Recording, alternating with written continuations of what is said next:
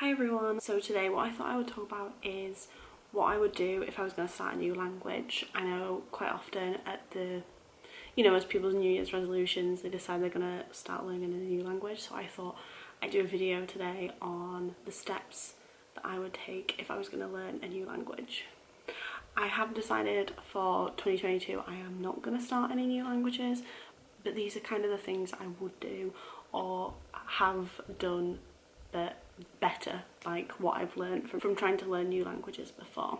So the first thing I would do is look up and learn the alphabet and the pronunciation of the letters in the alphabet for the language you're trying to learn.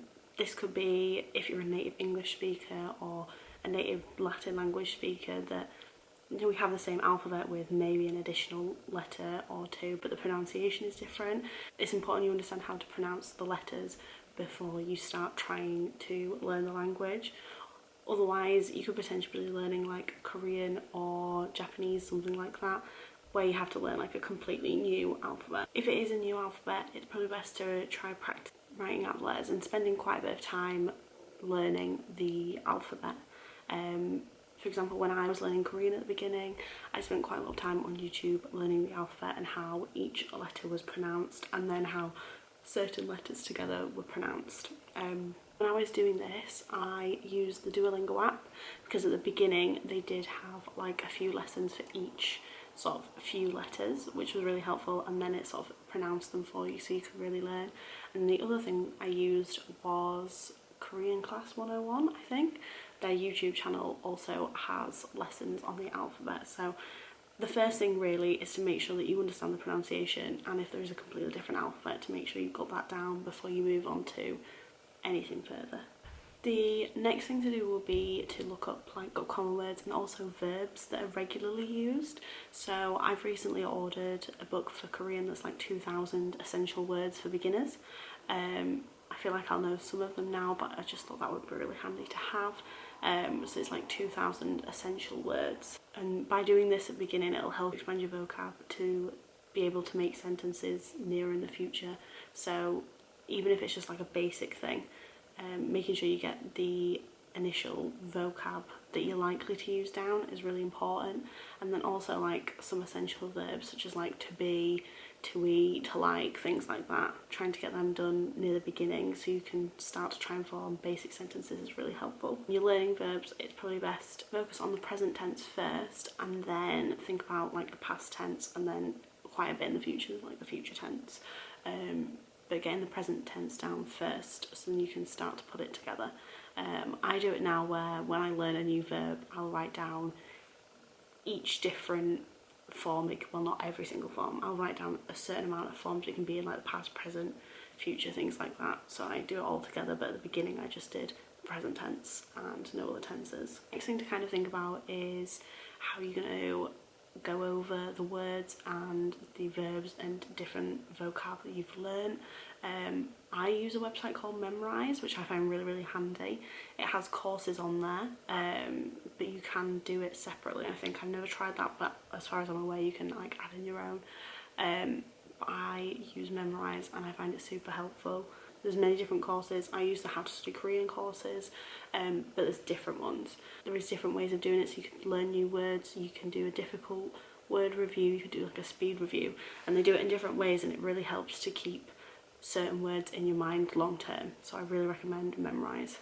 I find it such a handy tool to go over new words that I have been learning. The next thing, after you've learnt some vocab, you've learnt some verbs, is to start trying to put them into a sentence. So literally like the basic sentences like I like milk, or I drink water, I eat this, things like that, just so you can practice actually forming the sentences. But to be able to do that, you need to understand the sentence structure of how the language you're trying to learn is. So I think once you've learned a few verbs and a fair bit of vocab, is to learn that specific language's sentence structure.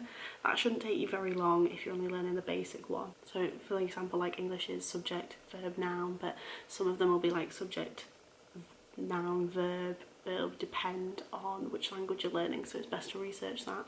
Once you've got a few verbs and nouns down, is to make sure you know what the basic sentence structure is for that specific language. And then to basically start making basic sentences, like I said, just maybe like one verb, one noun, and just writing it down and making sure you like practice with different ones that you've learnt beforehand. You'll probably spend like the next bit of time writing different sentences. Once you've got the beginning parts down, there's like 2 different routes you could kind of go down. So you could find a textbook or a course to do. I prefer to learn this way because I like a structure of how I am going to learn. Some people don't.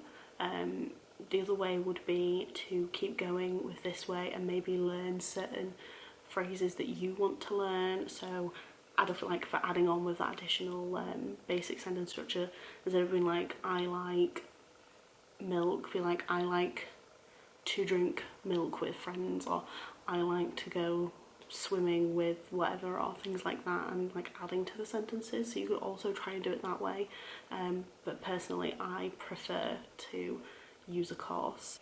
I much prefer like online courses.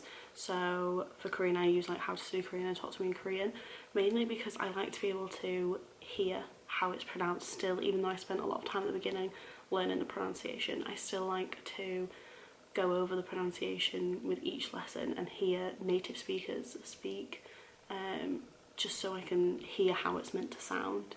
With textbooks I think it's great, or use textbooks along with them, use textbooks along with online courses, but with textbooks I find that then you're just reading and writing rather than actually practicing to speak and listen. So I find online courses the best for me personally, but textbooks might work best for you, or if you're just wanting to learn bits of vocab that you want to learn, it might be best to just use the basic sentence structure and just add on bits that you want to know, depending on how you find is best to learn. So that's the basic structure of step by step what I would do if I was going to start a new language. Thank you for watching the video. If you've liked it, please hit the like button and subscribe, and I'll see you in the next one. Bye!